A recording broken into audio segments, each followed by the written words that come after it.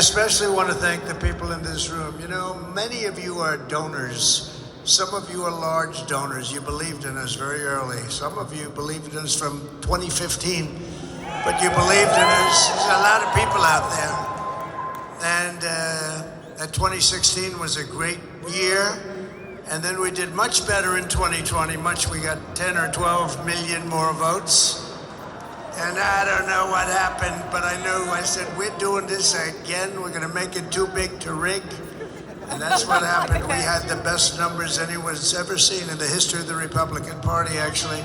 Got the biggest vote in the history of the Republican Party, and I guess in most of the history of the Democrat Party, too, because we won in a landslide. We won the 7 swing states, and we won the popular vote. It's nice to be popular. It's very nice to be popular. And we won it by millions of votes. So I just want to thank everybody, because this really is a very special room. And this is the one we chose to come to last. That's supposed to be a good thing, and it is a good thing, because we have so many friends in the crowd, but really friends that supported us. We had an incredible day today, the inauguration, and I've gotten good reviews on the speech. You know, they made me take some of the rather difficult things. Melania said to me, you know, you could do without a couple of those paragraphs. And we listened, and we listened to some others. We have some tremendous professionals. Susie Wiles is doing a fantastic job. And we had great people on the campaign. The campaign was so beautiful. That last 120 days, I didn't sleep one night. I mean, literally, we just kept going. No days off, no vacation days. And we kept hearing the other side was going to take a couple of days off during the week. I remember there were 14 days and 17 days. And I heard that our opponent was going to take about 5 days off. I said, how do you do that when you're going for the big one?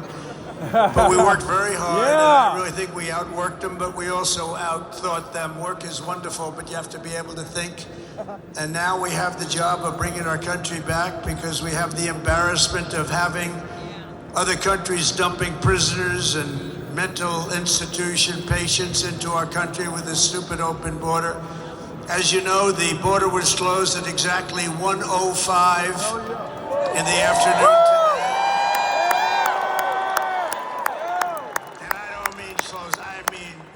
It's closed.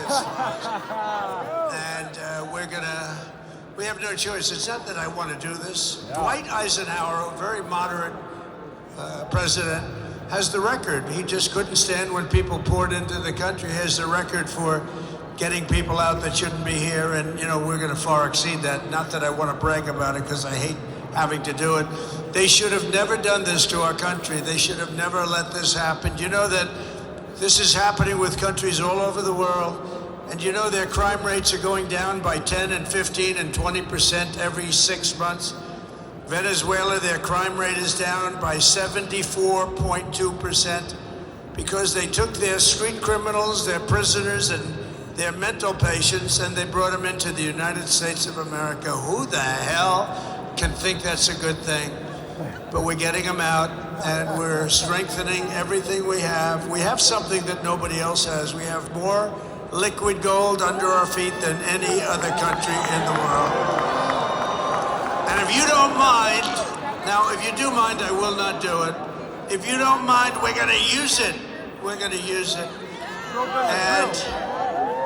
And through a system of good deals and renegotiating all of these terrible deals, we made some good, really good ones in 2016, but some of the best ones we made were terminated by this Biden administration and gave them back everything they wanted, these other countries, even if they're allies. And we have some allies from countries right in this room, big people in countries. So I hate to embarrass them, but some of our allies are really, they treat us worse than the enemies on trade. We're not going to let that happen. So we're going to do things that really started 3 months ago. We won the election, and that was a big November 5th. That was a big day. And I want to make that the most consequential election in the history of our country. It's going to be the most consequential. We're going to turn it around very fast. It's a big ship, but we're turning it as fast as a big ship can be turned. and we're going to make America great again. And I just want to thank everybody in this large room because it's packed. And the beautiful thing is we have 2 other rooms that are massive, and you couldn't get in. No matter what you did, you couldn't get in. And it's just a great tribute to everybody here and to the people on stage. My family has been so great. Everyone on this floor. Has anybody ever heard of Eric Trump? Yeah. He's got more subpoenas than anybody in the history of the United States. They were after their political opponent. How did that work out? Not so good. They got us a lot of votes. Can you believe it? That's the first time that's ever happened, actually. But I just want to thank everybody very much, and I want to thank our First Lady. People love our First Lady. And she's done a fantastic job. And we're going to have a tremendous 4 years, and hopefully it's going to go long beyond 4 years. We have some tremendous talent, including this guy right here. Hopefully it's going to go long beyond 4 years.